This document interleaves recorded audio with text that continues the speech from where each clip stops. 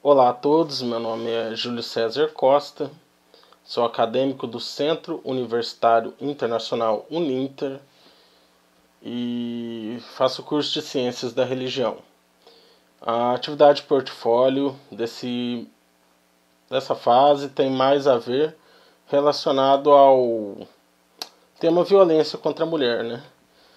Então, a violência contra a mulher no geral, desde agressão física, violência sexual, feminicídio e afins.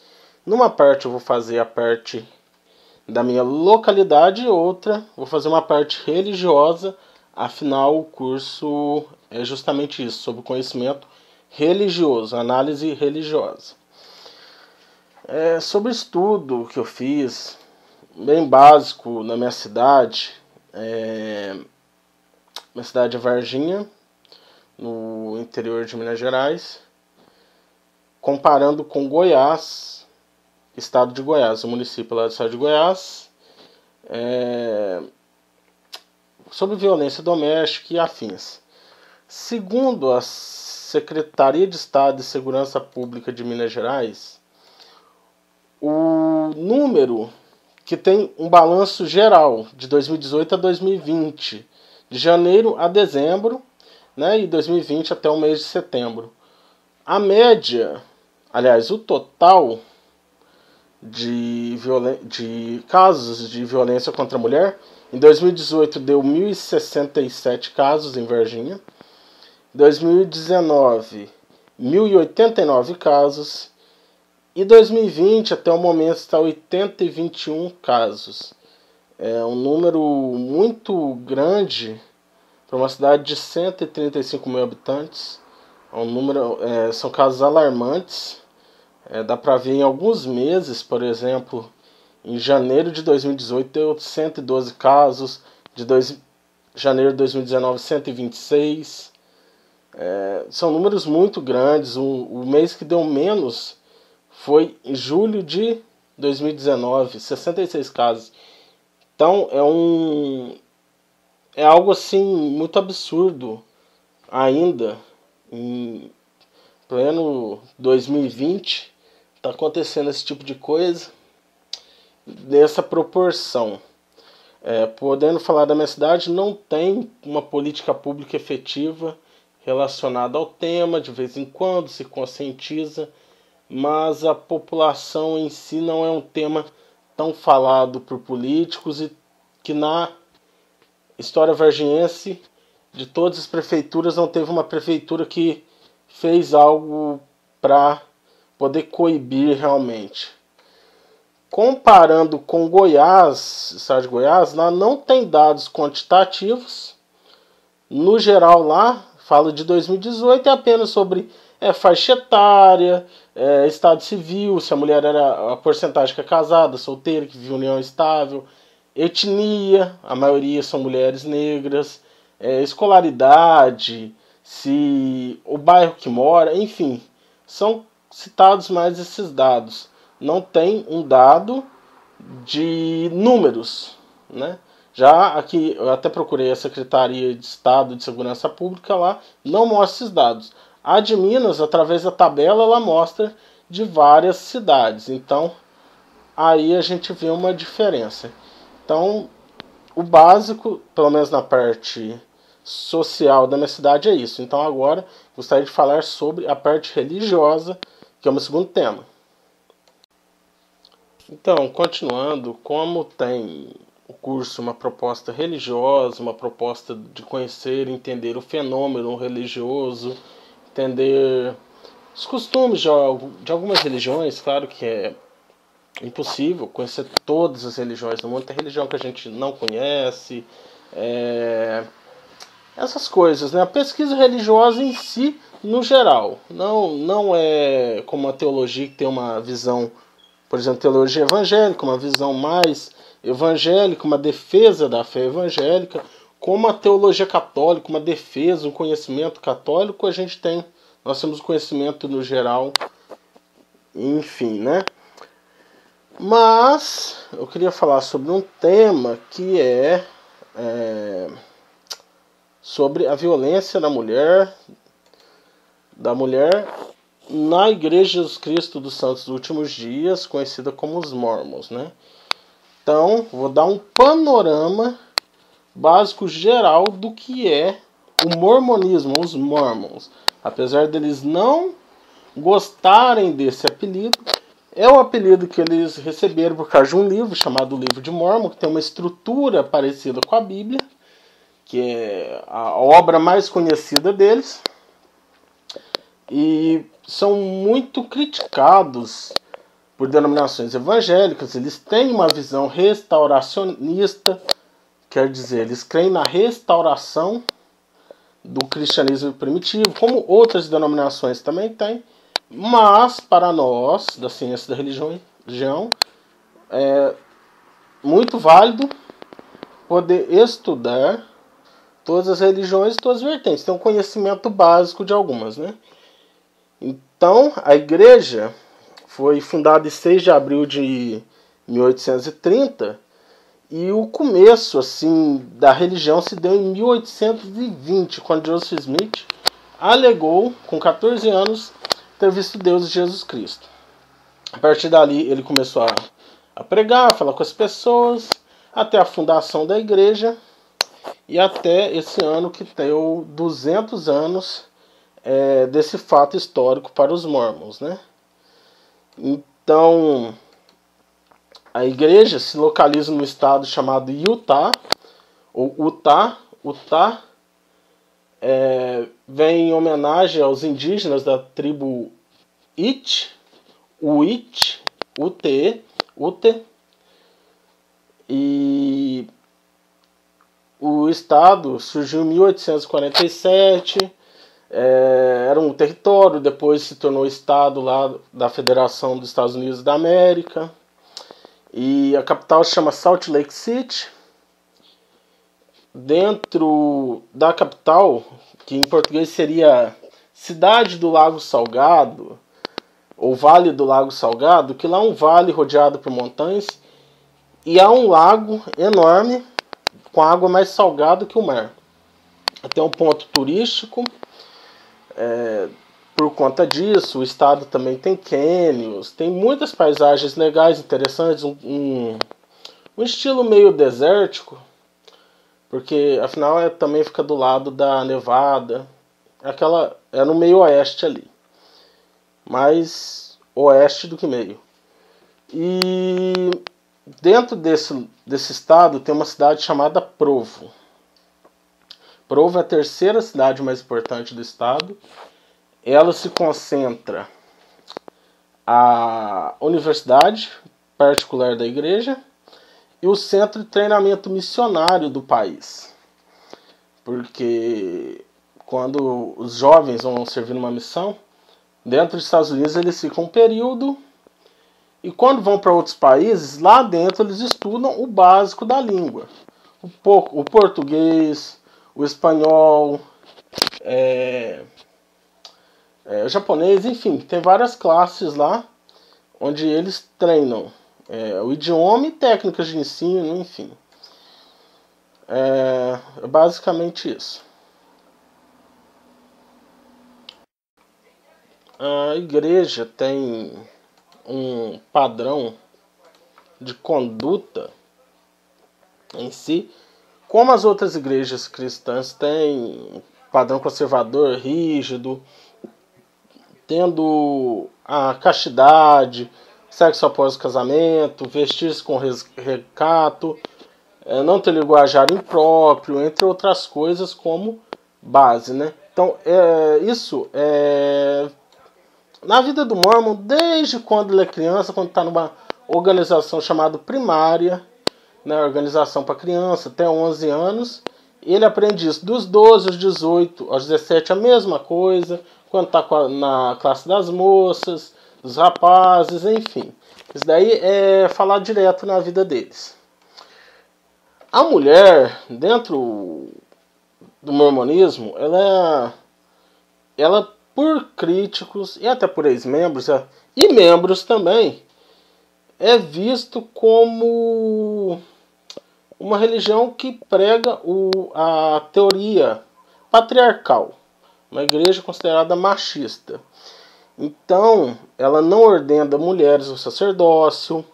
As mulheres ficam apenas com chamados de auxiliares, por exemplo, presidir uma classe de mulheres ou presidir a organização das crianças, das moças, mas elas ficam abaixo da liderança local, que é composta por homens adultos do sexo masculino, um presidente do local, ou bispo, e 2 conselheiros. Maria de Fátima de Andrade Quintas, ela é uma pernambucana, fez uma pesquisa antropológica acerca do mormonismo em 1976, e ela, em seu trabalho, conhecido como Os Mormons em Pernambuco, uma sociedade fechada, ela diz o seguinte: seus próprios princípios doutrinários são embutidos de um caráter patriarcal. O casamento eterno, tão desejado pelos seus seguidores, é um exemplo bem característico do fraco poder de emancipação da mulher. Mais abaixo ela fala: note-se ainda que os antigos preceitos mormons aceitavam a poligamia, da qual, digamos, foi abolida em 1890. O que vem a ratificar a posição inferior da mulher na igreja. Compete à mulher, nesta escala matrimonial, um lugar à parte, visto que sua posição é inferiorizada por um selamento ao macho estabelecido pelo casamento eterno. O casamento realizado nos templos, ele é visto como algo eterno para o mormonismo, né? Vários movimentos feministas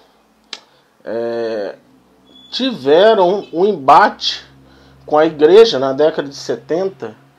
Teve uma ementa de direitos iguais lá nos Estados Unidos, um projeto de igualitário, salarialmente, entre outras coisas, com homens, e a igreja foi contra. O projeto foi aprovado em 38 estados, a Utah até hoje não aprovou, e a igreja foi contra e é contra isso. Em 2013 também teve um movimento chamado Ordene as Mulheres, de uma feminista chamada Kate Kelly, que alegou que no princípio da igreja, com Joseph Smith, ele ordenou mulheres, que há documentos, que há comprovações disso, e que o segundo presidente cortou esse costume, essa doutrina, por conta da poligamia, que ele acreditava que as mulheres poderiam ter uma força e acabar com o casamento polígamo, o casamento plural. E ela teve muitos embates, o movimento lutou, mas por fim a igreja não cedeu e Kate Kelly foi excomungada. Então, falar agora sobre a violência sexual que aconteceu no CTM de Provo. Basicamente, em 1984, uma jovem missionária que estava lá estudando para servir missão, ela foi assediada e molestada sexualmente por um presidente de missão, Joseph L. Bishop. Na época ela serviu missão e depois voltou. E ela contou para o seu líder local do que tinha acontecido, e ele não deu razão, porque para alguém ter o chamado de presidente, presidir o centro de treinamento missionário, uma pessoa de boa índole, todo um culto à autoridade, que é algo comum das pessoas de acreditarem em líderes religiosos, uma áurea, como se a pessoa fosse acima de qualquer suspeita, acima de qualquer dúvida. E por fim ela denunciou em 98, 2010, 2016. Essa mulher se chama McKenna Denson, né? E em 2017 ela gravou uma conversa com ele, e ele não se lembrava dela. Ele confirmou que teve comportamentos inadequados com sisters, que ele abusou de sisters, sister é missionária.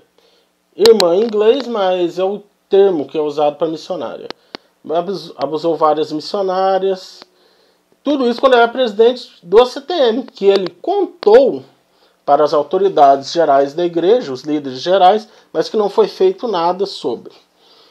A questão que ela gravou e jogou isso na mídia. E foi toda aquela questão. Dentro da igreja SUD, pode perguntar para ex-membros, até membros podem perceber isso, que ela se preocupa muito com a imagem. É uma denominação que se preocupa com a imagem, tanto do membro, no seu jeito de vestir, de agir, e a imagem da própria denominação. Não quer mostrar uma imagem ruim, quer mostrar algo ruim. Tanto que casos são sim abafados em nome da imagem da igreja. O escândalo saiu na mídia em 2018. E ele confirmou posteriormente com a justiça, mas não deu em nada até o momento, porque acusações como essa prescrevem em 4 anos. Se em 87 o líder dela tivesse dado ouvidos, talvez seria diferente a história nesse caso. Agora, um outro caso que foi um escândalo aconteceu na Universidade Brigham Young, que uma jovem chamada Maddie Barney, uma acadêmica estudando lá, ela convidou um rapaz para ir no quarto, na casa dela, no alojamento. E lá o rapaz violentou ela. Segundo o Código de Honra, uma série de normas da universidade, é proibido que sexo oposto visite os quartos, os alojamentos, enfim.